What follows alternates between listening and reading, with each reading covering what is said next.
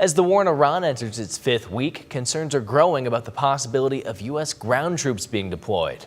Some local veterans are now speaking out, warning against further escalation, and our Dominic O'Neill spoke to one of them earlier this afternoon. Dom, what did he tell you?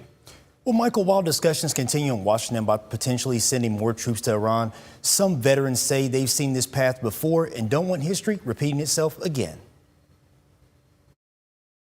Mike Ferner is a Navy veteran who has spent years caring for wounded service members here at home.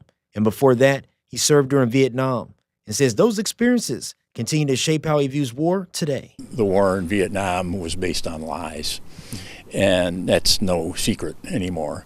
And what we've seen is that the wars in Iraq and Afghanistan and now Iran, same thing. They're based on lies. Talk of nuclear weapons, imminent threats. Ferner says it's shaping up to look like Iraq in 2003 all over again. And with the Pentagon reportedly considering options that could include thousands of additional troops, and Ferner worries the U.S. could be heading towards another prolonged conflict. To send any troops to back up the crazy idea of regime change in Iran is tragic and it's criminal. I mean, it's against the law. Ferner says not only did Congress not approve these actions, he says there doesn't even seem to be a benefit for the U.S. being involved at all, save for the companies that make the weapons. Speaking from a veteran's perspective, I can tell you that war is not the answer. You know, even losing wars make money, and we know who they make money for, and that's what drives these wars. But not everyone agrees with Ferner. In Washington, Republican leaders argue stronger military action could be necessary and point to progress already being made.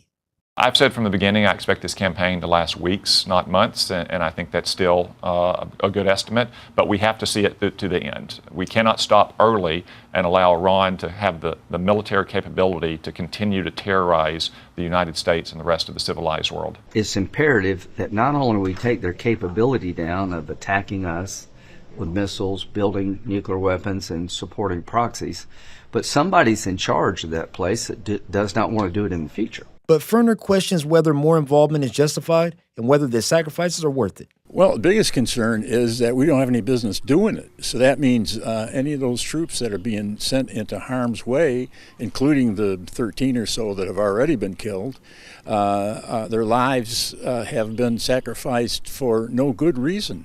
And that's insane. Ferner says he hopes sharing his experience will give both the public and policymakers pause before any decision is made about sending more troops. Reporting in studio, Dominic O'Neill, WTOL 11.